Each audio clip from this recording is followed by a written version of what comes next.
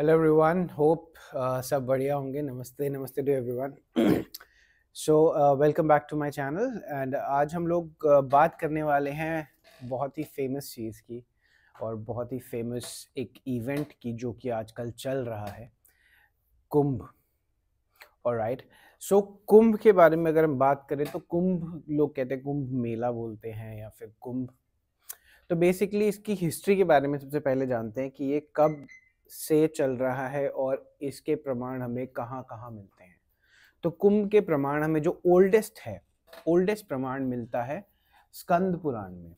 Alright, Skanda Purana पुराण में हमें oldest प्रमाण मिलता है, जहाँ पे कि जब समुद्र समुद्र का मंथन हो रहा था, देव और असुर मिलके समुद्र मंथन कर रहे थे, तो उस दौरान जो अमृत निकला था वो अमृत से इसकी कहानी जुड़ी हुई है कहीं ना कहीं।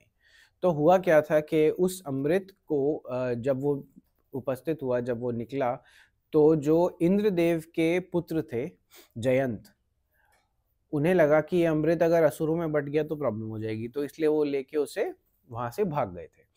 तो ये देख के शुक्राचार्य, जो कि असुरों के देव थे, उन्होंने उनको बोला कि जयंत को पकड़ो। असुर सब उसके उनके पीछे भागे, तो वो 12 दिनों तक भागे थे। अब ये जो 12 दिन वो भागे, इसमें वो 4 जगह उन्होंने उस कलश को रखा था। तो जब जहाँ 4 जगह उस कलश को रखा था, उस कलश में से कुछ बूंदें बाहर गिरी थी। वो 4 जगह जो हैं वो हैं हरिद्वार, उज्जैन, नासिक या त्र्यंबकेश्वर और प्रयागराज। तो इन चारों पे जगहों पे इसी वजह से हम कुंभ देखते हैं कि कुंभ इन चारों जगहों पे लगता है, या कुंभ का मेला इन जगहों पर, या कुंभ का स्नान जो है वो इन जगहों पर लिया जाता है। सो जो ये बूंदें गिरी थी, तो उसके बाद अब ये 12 दिन भागे थे, 12 दिन तक भागे थे। तो इसको 12 साल, हम इस 12 साल के बाद इसलिए रिपीट करते हैं क्योंकि देवों का एक दिन हम जैसे मनुष्य के लिए, ह्यूमंस के लिए, मानवों के लिए 12 एक साल के बराबर होता है। तो वो 12 साल में इसीलिए एक बार लगाया जाता है। पहला एक रीजन ये है। दूसरा रीजन जो इसका 12 साल में लगने का है कि गुरु या बृहस्पति हमेशा अपनी राशि जब बदलता है तो वो 12 साल में बदलता है। तो इसीलिए जब गुरु राशि बदलता है तब भी ये एक वन ऑफ द रीजंस है कि इसलिए कुंभ मेले का आयोजन होता है या कुंभ स्नान का आयोजन होता है। ठीक है, अब कुंभ कितने तरीके के होते हैं या कितने कुंभ होते हैं? तो कुंभ होते हैं 4।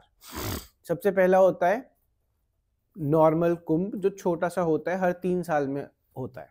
वो हर कुंभ का स्नान हर 3 साल में किया जाता है।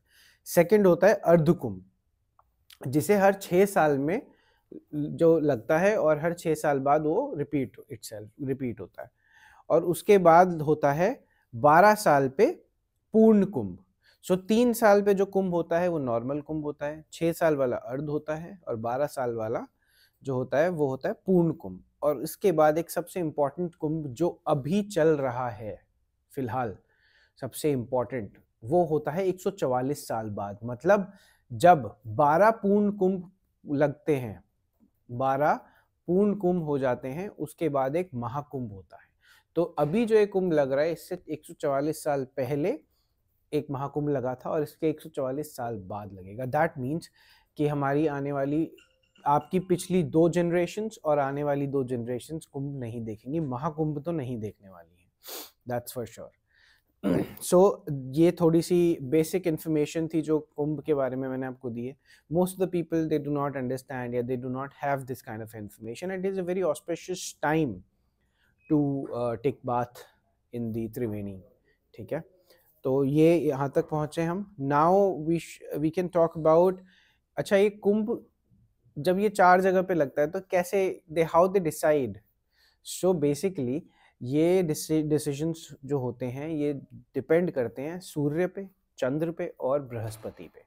तो इनकी पोजीशंस चेक करके कि कौन सी राशि में है, उस हिसाब से ये कुंभ डिसाइड होते हैं कि इस बार कौन सा कुंभ कौन से शहर में लगेगा।